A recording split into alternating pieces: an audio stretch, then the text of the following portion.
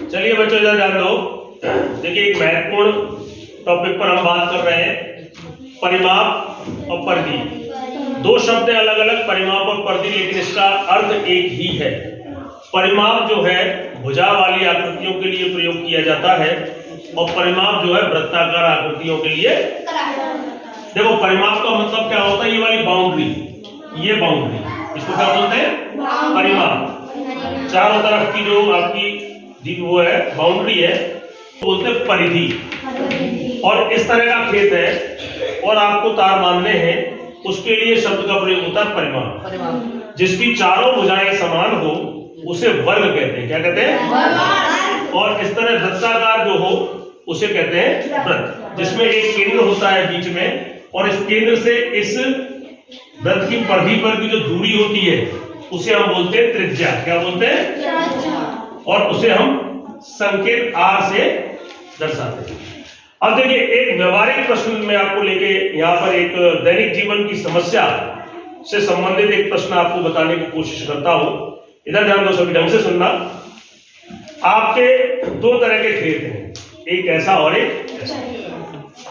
इस पर चारों तरफ जो तार है वो बांधना है और इस तार की लंबाई आपको दे रखी है 44 सेंटीमीटर या मीटर। मान लो खेत तो बड़ा कर लो, मीटर 44 मीटर।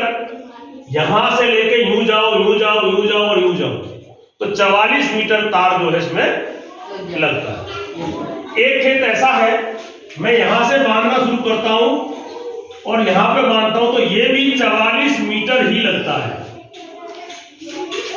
इस खेत की बाउंड्री करूं या इस खेत की बाउंड्री करूं, तार की लंबाई जो है वो 44 मीटर है। बात समझ आ रही है?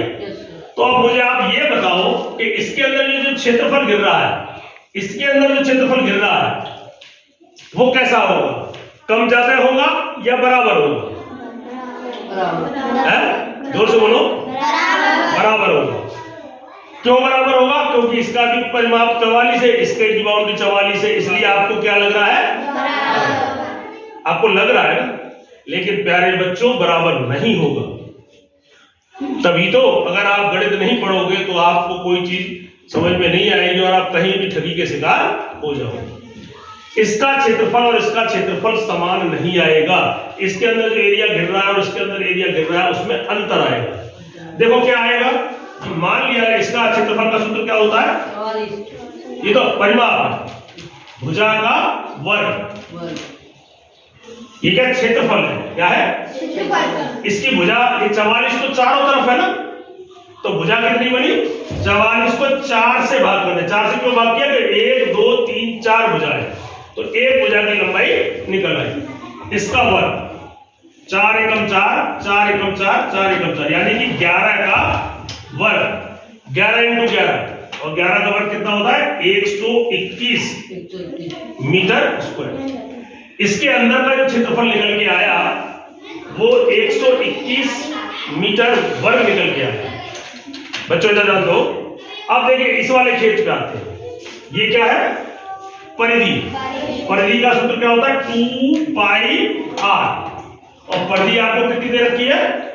44। 2 से काट लीजिए, 2 एकम 2 और 2 एकम 2, 2 एकम 2, 2 दूनी 4 और ये 2 दूनी 4।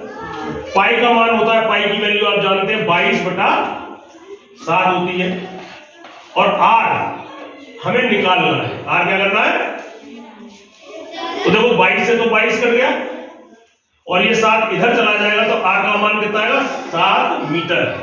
ये जो दूरी आई ये वाली, ये कितनी आई? 7 मीटर। लेकिन हमें तो निकालना है क्षेत्रफल। क्षेत्रफल का सूत्र क्या होता है?